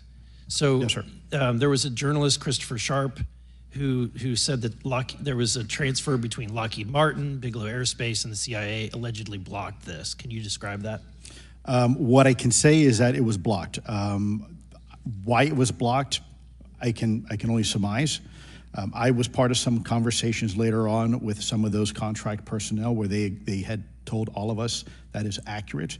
What we required was a memo from the Secretary of the Air Force in order to make that complete, and that never occurred. And so when Secretary Mattis became Secretary of Defense, I decided it would be appropriate for me to try to receive a memo from him as SecDef, as Secretary of Defense, if we could not get a memo from the Secretary of the Air Force to transfer that material. So if that material exists today, who's in possession? Sir, I wouldn't be able to have that conversation in an open hearing. We'd probably have to have that. Okay, my question to you then is, if we were in a secure setting, if we were in a SCIF, would you be able to provide or get access to something, whether it's visuals or material that we could put our hands on, or biologics, that would convince me, that would show me that we have non-human origins? Sir, that decision would not be mine. That would be to the gatekeeper still in the U.S. government. And who would we, so if you were in our shoes, where would you go from here? How would you get that information? A lot of times we just don't know who to ask because we don't know where to go next. So if you were in our shoes, where would you go? Well, I prefer to answer that question in a closed session. However, we established AARO for that very purpose, and unfortunately, under its previous leadership, it failed. So one would hope that they would have the authorities necessary to do that. Let's hope that this new iteration of leadership will be successful. In the discussions, it's simply about material, or is there discussion about it was previously testified that there was biologics that were collected. Are you aware of any of that? I am, sir, aware of the reporting that biologics have been recovered. Again, my focus was more nuts and bolts, looking at the physical aspects of these phenomena, how they interacted around military equities and nuclear equities. So I'm certainly not a medical expert.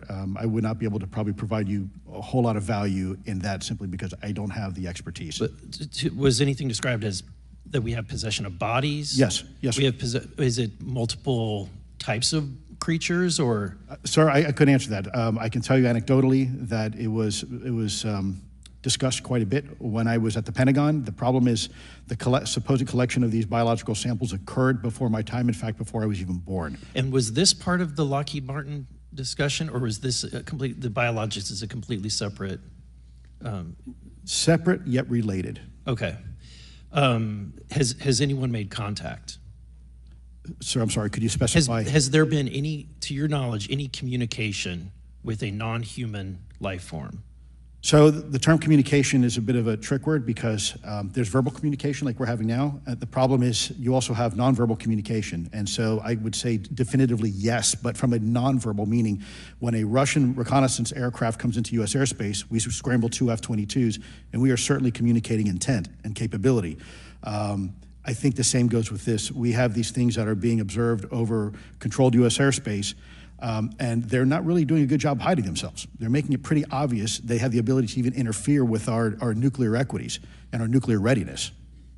Is the United States government or in our contractors, are they pulling technology from this? Or they're reverse engineering this? Sir, as I previously stated, and please forgive me, I am not authorized to discuss specifics about crash retrievals.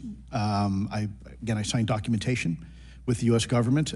What I can say was, after a very thorough review process by the Pentagon, what I wrote about, and that was my limit, unfortunately, that I was given. Thank you. Yes, sir. Thank you. I would like to recognize Mr. Timmons for 5 minutes of questioning. Thank you, Madam Chair.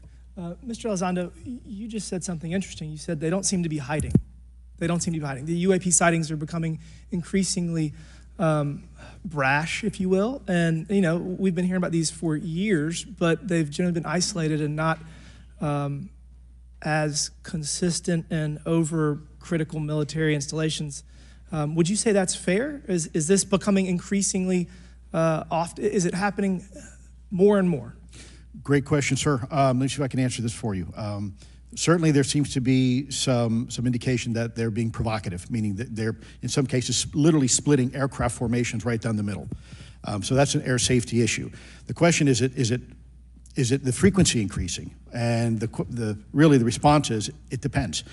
Yes, it's possible that there is an increase in frequency, but it's also possible that there's heightened awareness now, and there's also more pervasiveness of technology out there that's collecting this information and that can record this information. So we're not quite sure yet if it's actually an increase in numbers of these events, or is it that we have better equipment now that to record these things, and we have a better ability, if you will, to analyze these things. And that's my next question.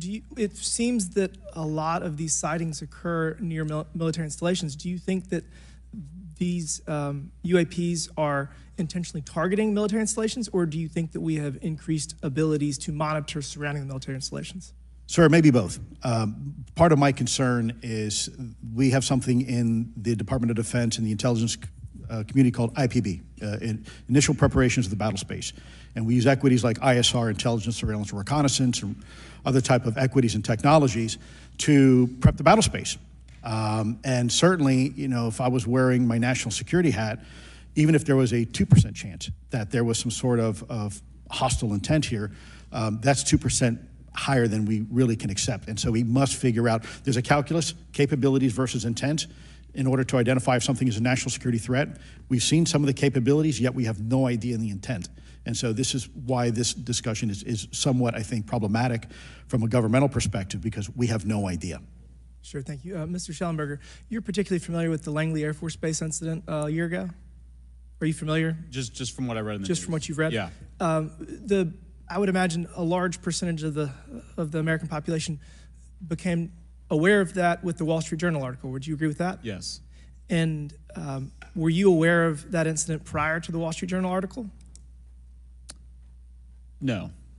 To the rest of the panel, was the Wall Street Journal article the first time that y'all were made aware of what was essentially an over 2-week UAP frenzy over Langley Air Force Base? Were y'all aware of this prior to the Wall Street Journal article? Anybody, show of hands. Yes, sir. Dr. Guyette, could you give me how did you become aware of it? Well, a colleague of mine who I referenced previously, Chris Mellon, he wrote an extensive article about this, that there were other incursions of drones over Langley before this, as well as many, many military installations over the last 5 decades. And it's my understanding that there's been an ever increasing in number, and I'm trying to think how to say this because I wear 2 different hats. I'm still in the Air Force. So, I mean, it seems that they're becoming increasingly brash, and the question that we really have to figure out is it China or is it non-human? And I think that's the biggest question the American people want to know. If it's China, it's scary because they have a lot of technology that we cannot explain. And if it's non-human, that's scary because we don't know the intent. Would you say that's fair?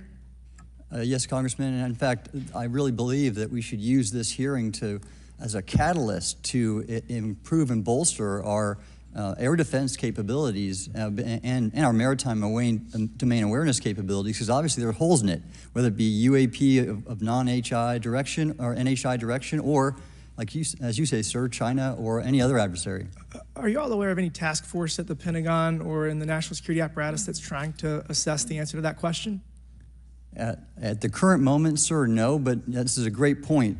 From 2020 to 2022, there was a UAP task force in the DoD succeeding where Mr. Elizondo worked, led by Jay Stratton, who had the first comprehensive whole-of-government approach to UAP, which involved pathways to declassification and to increase transparency, as well as assessing the national security risks of UAP. This was a really well-established approach, and we have all advocated that something like it return. I'm running out of time. The last thing is that we need authorities. The law enforcement, military do not have authorities to actually engage, and Congress needs to act to give those authorities to local law enforcement and the military so they have clear guidelines on how to assess these issues going forward. I yield back. Thank you. Thank you. I'd like to recognize Ms. Boebert for 5 minutes of questioning.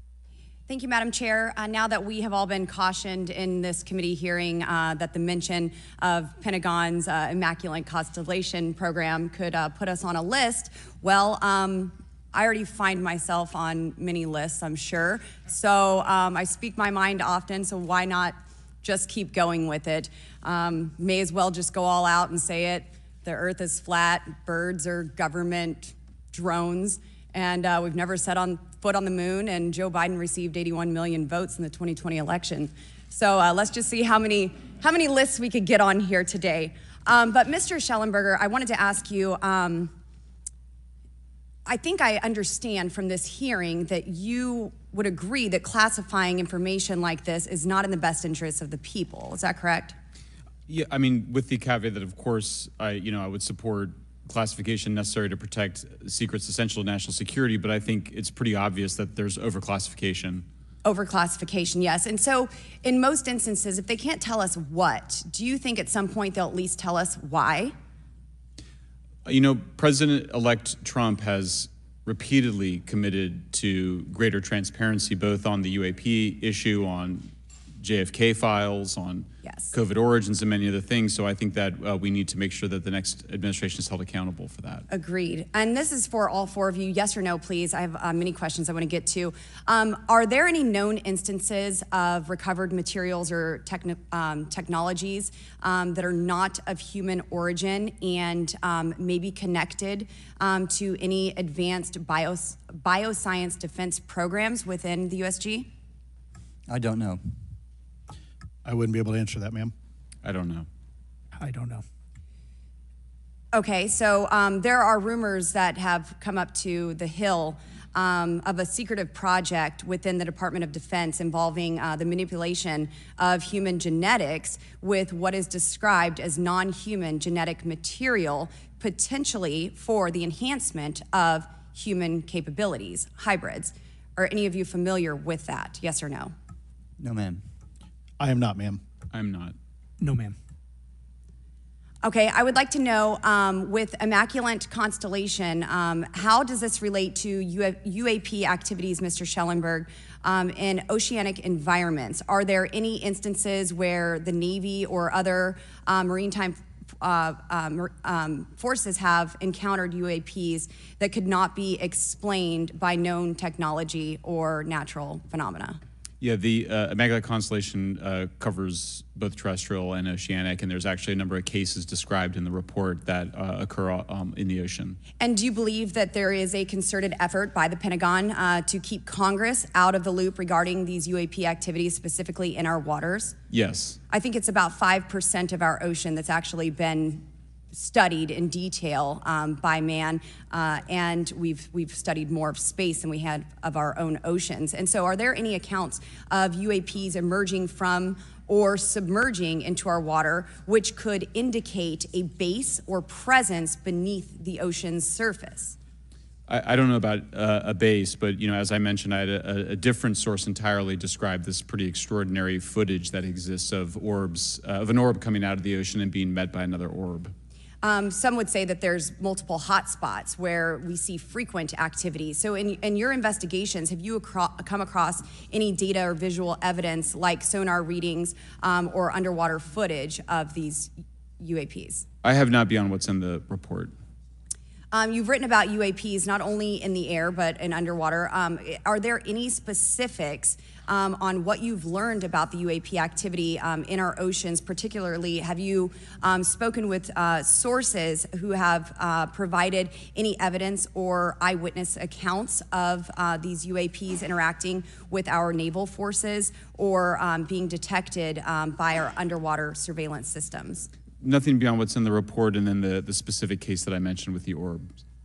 So this report says it all. There's no other information that we are aware of regarding the activity within our waters. I have other sources that have told me that have shared a significant amount of information, but they're not comfortable with me sharing it at this point.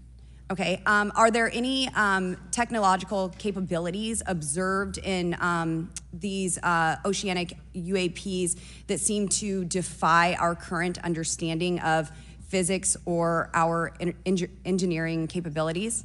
It seems like they all do. Yes, I would agree with that.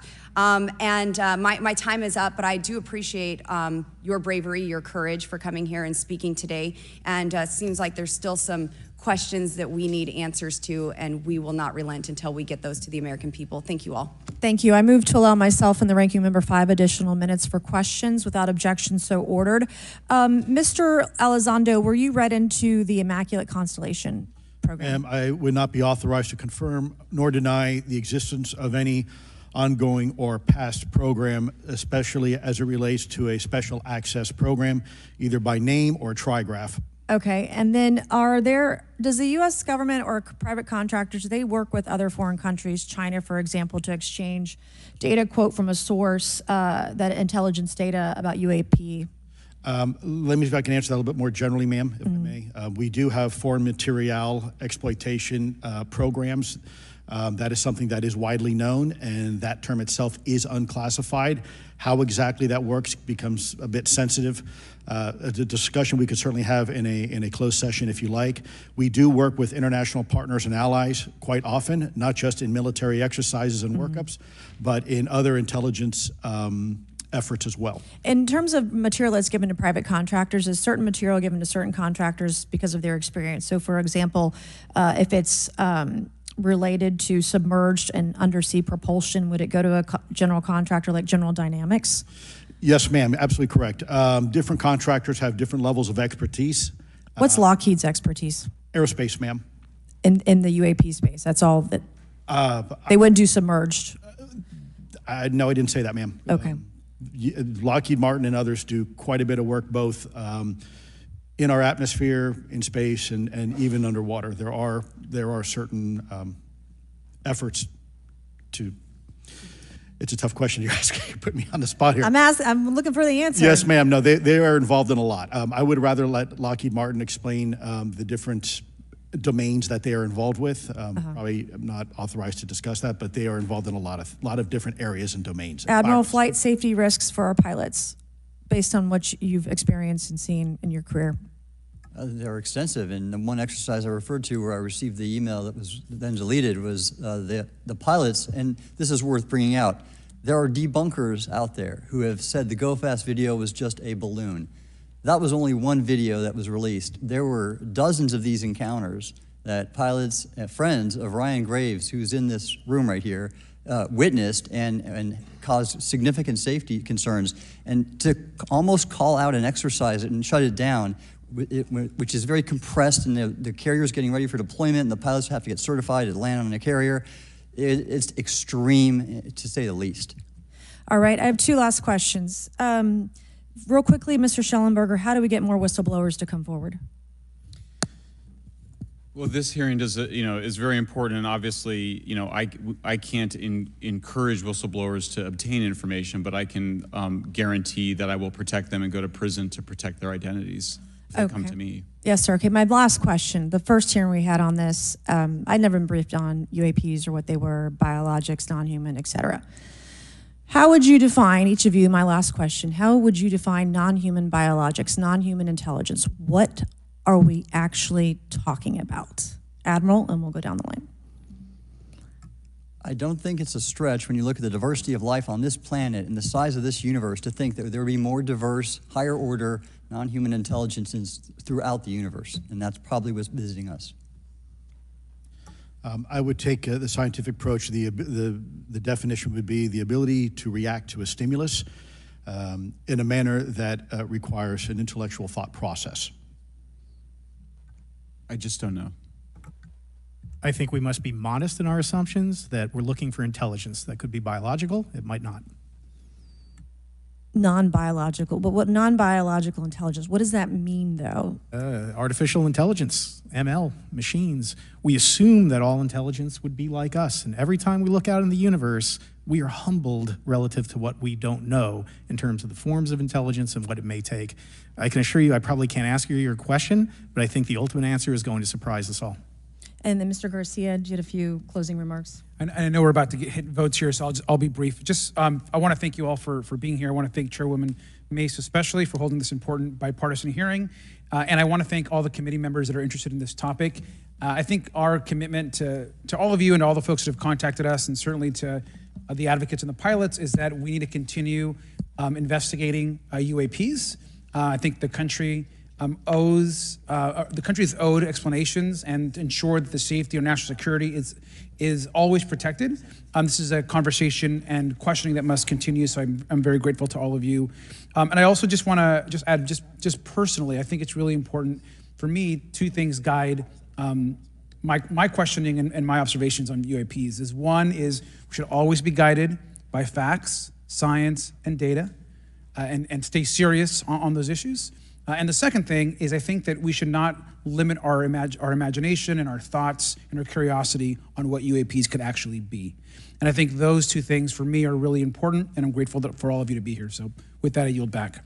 Okay, and we have Mr. Ogles, who is on the way. He's going to be here any second. Is that correct? Want to check, and he'll be the last member with questions that we have today, and then we have votes. So we want to thank you all for being here. I want to thank Mr. Garcia and folks on both sides of the aisle for being here today and being patient. We have a lot more questions, and I hope that this will open the door to more hearings in the future. I obviously would like to know how much taxpayers are spending on this. You have the right to know, but also if we're spending money on something that doesn't exist, why are we spending the money? And if it does exist, why are we hiding it from the public? And of course, our national security is a huge issue, because if there's technology that could harm us or our allies that are in the hands of our adversaries, we obviously want to stay ahead of that to the best of our ability to ensure that that technology is not in the hands of someone who could use it against us or our allies anywhere in the world. So, Mr. Ogles, you're just in time, babe. I will recognize you for 5 minutes of questioning before we head on out today.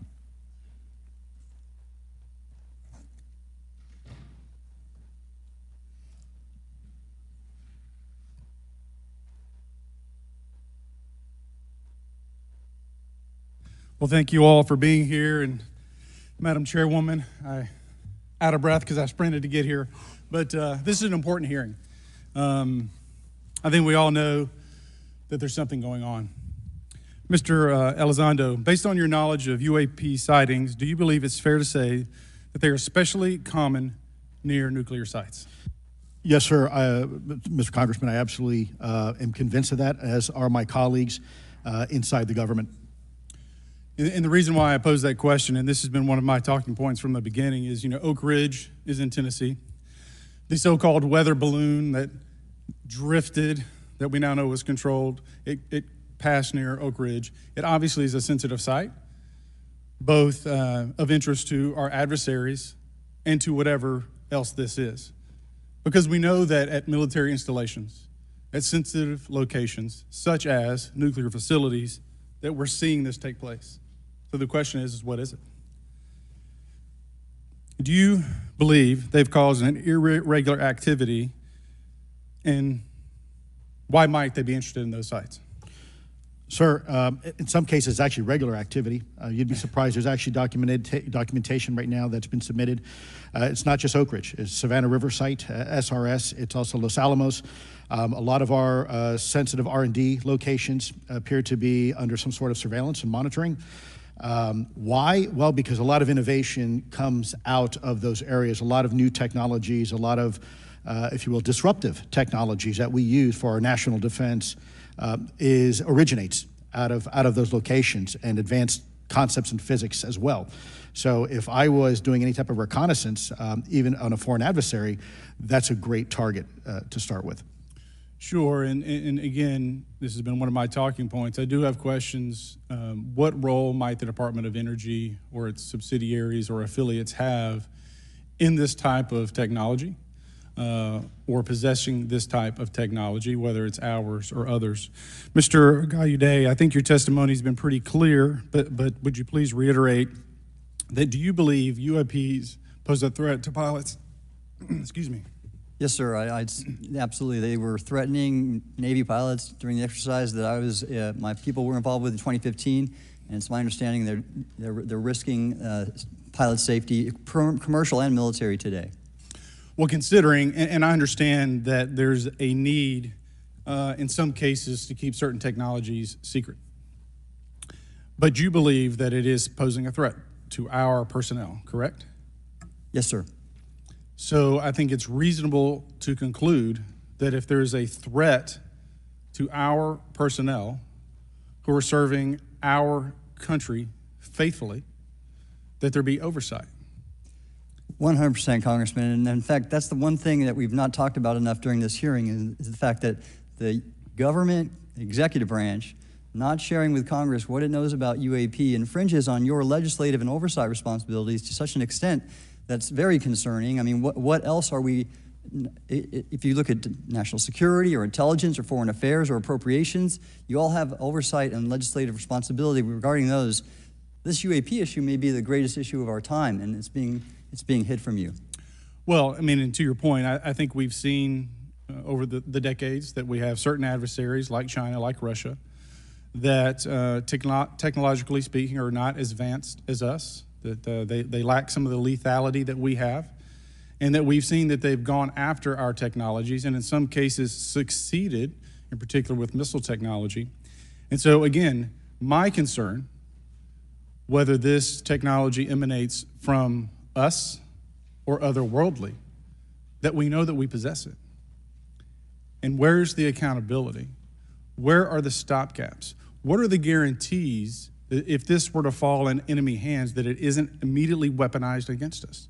And I'll say this, it is clear from my experience and what I've seen that there is something out there. The question is it ours? Is it someone else's? Or is it otherworldly? And Madam Chairman, I would posit that as the legislative body, as the regulatory body, we must know. And anyone who prevents us from gaining access to that information, I would consider that criminality. Because we have U.S. personnel who may very well be in harm's way. We have technology that ultimately may threaten our very existence. With that, Madam Chairman, I thank you for your indulgence, and I yield back. Thank you, Mr. Ogles. And with that and without objection, all members will have 5 legislative days within which to submit materials and to submit additional written questions for the witnesses, which will be forwarded to the witnesses for their response. If there's no further business without objection, the subcommittee stands adjourned.